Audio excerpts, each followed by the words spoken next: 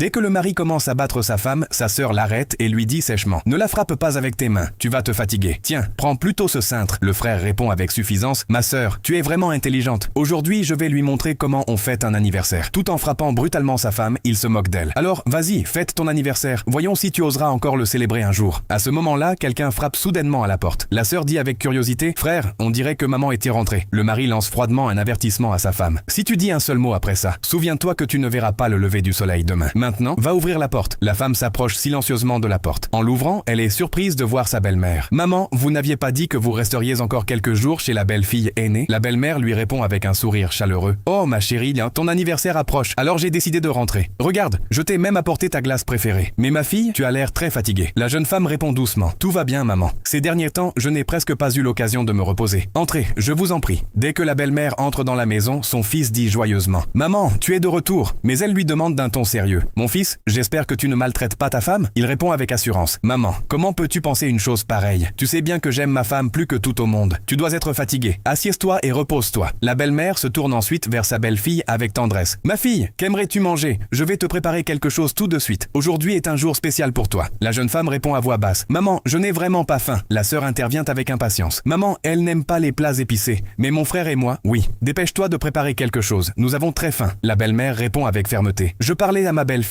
Si vous avez si faim, allez vous cuisiner quelque chose vous-même. Vous êtes trop habitué à ce qu'elle vous serve. Chaque jour, vous la traitez comme une domestique. » Quelques instants plus tard, la belle-mère apporte un bol de nouilles à sa belle-fille. « Ma fille, je sais que tu n'as pas envie de manger, mais prends au moins quelques bouchées. Tu te sentiras mieux. » Après avoir goûté les nouilles, la jeune femme sourit et dit « Elles sont délicieuses. Merci maman. » La belle-mère lui répond chaleureusement. « Depuis que tu fais partie de notre famille, tu es devenue l'une des nôtres. Prendre soin de toi est notre devoir. » Lorsque la belle-mère lui prend doucement la main, la jeune femme la retire brusquement sous l'effet de la douleur. La belle-mère comprend immédiatement que quelque chose ne va pas et demande avec inquiétude « Ma fille, que s'est-il passé? D'où viennent toutes ces blessures? Mon fils, est-ce que tu as battu ta femme ?» Essayant de défendre son frère, la sœur répond avec mépris. « Oh maman, maintenant elle fait partie de notre famille. Et alors? Mon frère l'a frappée 2 ou 3 fois. Dans quelques jours, tout sera guéri. Pourquoi en faire toute une histoire ?» Encouragé par les paroles de sa sœur, le frère ajoute fièrement. « Exactement, ma sœur a raison. Et alors si j'ai frappé ma femme ?» En entendant cela, la mère, folle de colère, s'approche de son fils et lui donne une gifle de toutes ses forces. Tenant sa joue, il demande avec étonnement. « Maman, pourquoi tu m'as frappé ?» La mère répond avec fermeté. « Ma belle-fille vit dans cette maison depuis de nombreuses années. Elle ne s'est jamais plainte de personne. Tandis que toi, tu deviens chaque jour plus cruel. Écoute-moi bien. Si tu lèves encore une seule fois la main sur ma belle-fille, tu auras d'abord affaire à moi. À partir d'aujourd'hui, je ne laisserai plus personne lui faire du mal. Si tu es incapable de respecter ta femme, tu ne mérites pas d'être appelé un mari. Et vous, qu'auriez-vous fait si vous aviez été à sa place ?